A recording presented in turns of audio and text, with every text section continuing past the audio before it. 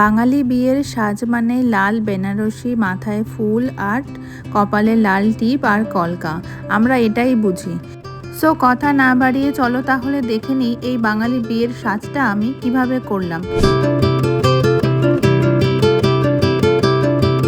তো hello everyone, welcome to my channel. I am makeup artist Soma Bhattacharya. So আমি video বানাই তাদের জন্য যারা প্রফেশনাল এন্ড পার্সোনাল দুটো কাজের জন্য মেকআপ শিখতে চাও, যারা কোনো কারণে মেকআপ শিখতে যেতে পারে না, তাদের জন্য আমি ভিডিও বানাই। তো তুমিও যদি সেরকমই হও তাহলে অবশ্যই আমার চ্যানেলটাকে সাবস্ক্রাইব করে নাও। এখান থেকে তুমি অনেক কিছু জানতে পারবে, অনেক কিছু শিখতে পারবে। আর বেল আইকনে প্রেস করে নাও, তাহলে আমি নতুন ভিডিও আপলোড করলে তোমার কাছে নোটিফিকেশন পৌঁছে যাবে।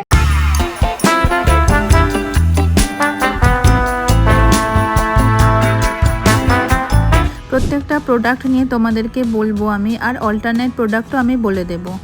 সো এখানেই দেখছো আমি যে ফার্স্টেই স্কিনটাকে আমি ভালো করে ক্লিন করে নিয়েছিলাম, তারপরে সেটাকে ড্রাই করেছি, করে আমি একটা ময়শ্চারাইজার ইউজ করেছি।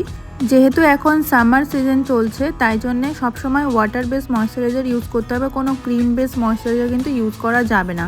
তো এই জায়গায় আমি কিউটি বিউটির ময়শ্চারাইজারটা ইউজ করেছি। তোমরা চাইলে যে কোনো ধরনের ওয়াটার বেস ময়শ্চারাইজার ইউজ করতে পারো। এখানে তোমরা পন্ডসের একটা ওয়াটার জেল বেস একটা ময়শ্চারাইজার আছে, সেটা ইউজ করতে পারো। নিউট্রিজেনার ময়শ্চারাইজার ইউজ করতে পারো। তো ময়শ্চারাইজারটাকে ভালো করে আগে পুরো ফেসে কিন্তু অ্যাপ্লাই করে দিতে হবে এবং সেটাকে ড্রাই করতে হবে। একটা প্রোডাক্টের উপর কিন্তু আরেকটা প্রোডাক্ট ইউজ করা যাবে না। তারপর আমি এখানে একটা প্রাইমার ইউজ করেছি, একটা ব্লার প্রাইমার। এটা অ্যাপ্লেজার ব্লার প্রাইমার। তো প্রাইমারটাকেও ভালো করে পুরো ফেসে কিন্তু অ্যাপ্লাই করতে হবে এবং প্রোডাক্টটাকে ড্রাই হতে দিতে হবে। কেন কি সামারে, যখন সামার বা উইন্টার যে কোনো সময় আমরা যখন মেকআপ করব, মেকআপের প্রত্যেকটা প্রোডাক্ট কিন্তু ড্রাই হবে। তারপরে তার নেক্সট স্টেপে আমরা যাব। কখনোই একটা প্রোডাক্টের উপর আরেকটা প্রোডাক্ট কিন্তু চাপিয়ে দেওয়া যাবে না, তাহলে কিছুক্ষণ পর থেকে মেকআপটা কেকি হতে শুরু করবে বা ক্র্যাক হতে শুরু করবে। তো এরপরে আমি কারেক্টার ইউজ করেছি। কারেক্টার আমি এখানে কোনো অরেঞ্জ কারেক্টার ইউজ করিনি। এখানে আমি ওর স্কিন টোনের থেকে একটা টোন একটু ডার্ক কালার ইউজ করেছি, কারণ ওর ফেসে সেরকম কোনো দাগ ছিল না। তো ফেসে যদি কোনো দাগ না থাকে, অরেঞ্জ কারেক্টারের যদি দরকার না পড়ে, তাহলে কিন্তু অযথা কোনো কারেক্টার ইউজ করা উচিত নয়। যত কম লেয়ার হবে মেকআপ কিন্তু তত সুন্দর দেখতে হবে এবং ফ্ললেস হবে আর অনেক সময় ধরে স্টে করবে। তবে হ্যাঁ, যদি প্রয়োজন থাকে তাহলে কিন্তু অবশ্যই অরেঞ্জ কারেক্টার করতে হবে, বা যদি কারোর গ্রিন কারেক্টারের দরকার পড়ে বা ইয়েলো কারেক্টারের দরকার পড়ে তাহলে কিন্তু সেটা অবশ্যই করতে হবে। কারেক্টারের প্রয়োজনীয়তা থাকলে ইউজ না করে যদি তুমি ডিরেক্ট ফাউন্ডেশনে চলে যাও তাহলে কিন্তু মেকআপটা কালো হয়ে যাবে কিছুক্ষণ পর থেকে, আর জায়গায় জায়গায় কালো হয়ে যাবে। কারণ ফাউন্ডেশন অ্যাপ্লাইয়ের আগে সবসময় আমাদের স্কিনকে একটা ফ্ল্যাট টোনে নিয়ে আসতে হবে, একটা ইভেন টোনে আনতে হবে। যদি কোথাও কারোর স্কিনের মধ্যে ডার্ক সার্কেল থাকে, হোয়াইটনেস থাকে, রেডনেস থাকে, তাহলে কিন্তু পুরো ফেসটাতে একটা ইভেন কালার এনে তারপরে ফাউন্ডেশন অ্যাপ্লাই করতে হবে। সো আমি এখানে হুদার ফাউন্ডেশন অ্যাপ্লাই করছি। আমি হুদার দুটো শেড মিক্স অ্যান্ড ম্যাচ করে তারপরে অ্যাপ্লাই করছি। সামারে সবসময় ড্রাই ফাউন্ডেশন ইউজ করতে হবে, কোনো ইলুমিনেট অয়েলি ময়েশ্চার আছে এরকম কোনো ফাউন্ডেশন কিন্তু অ্যাপ্লাই করা যাবে না। একটু ড্রাই ফাউন্ডেশন ইউজ করতে হবে, তাহলে মেকআপটা অনেকক্ষণ ধরে লং লাস্টিং হবে। দেন আমি এখানে কনসিলার ইউজ করেছি শপারেলের। শপারেলের কনসিলারটা খুবই ভালো। এই জায়গায় তোমরা পিএসি ইউজ করতে পারো, আর হুদার ফাউন্ডেশনের জায়গায় তোমরা অ্যাপ্লেজার ফাউন্ডেশন ইউজ করতে পারো বা ম্যাকাজমিয়ার ফাউন্ডেশন ইউজ করতে পারো, যেটা একটু অ্যাফোর্ডেবল প্রাইসের মধ্যে পেয়ে যাবে।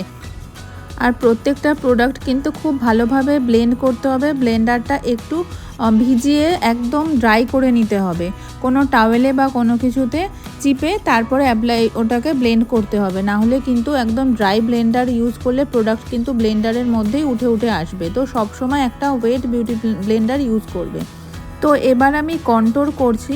কন্ট্রোর কিন্তু একটা ফেসের স্ট্রাকচারটা তৈরি করে, তুমি ফেসটাকে কীরকম লুক দিতে চাইছো। ওভাল, কারোর ফেস যদি ওভাল থাকে, কারোর ফেস যদি রাউন্ড থাকে, তো সেইটাকে ম্যানেজ করার জন্য কিন্তু আমরা কন্ট্রোরটা করব। কন্ট্রোর যেরমভাবে আমরা ড্র করব সেরমভাবে কিন্তু আমাদের ফেসের স্ট্রাকচারটা তৈরি হবে। এইটা কিন্তু ভীষণ ইম্পর্টেন্ট একটা পার্ট মেকআপের।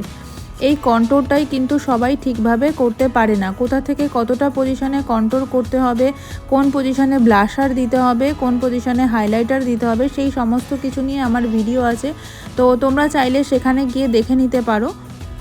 আমি এখন ক্রিম ব্লাশার ইউজ করছি, আর প্রত্যেকটা ক্রিম প্রোডাক্ট কিন্তু ভালোভাবে ব্লেন্ড করতে হবে, তা না হলে কিন্তু পাউডার অ্যাপ্লাইয়ের পর ওই জায়গাগুলোতে কিন্তু ভাঁজ পড়ে যাবে বা ক্র্যাক হয়ে যাবে।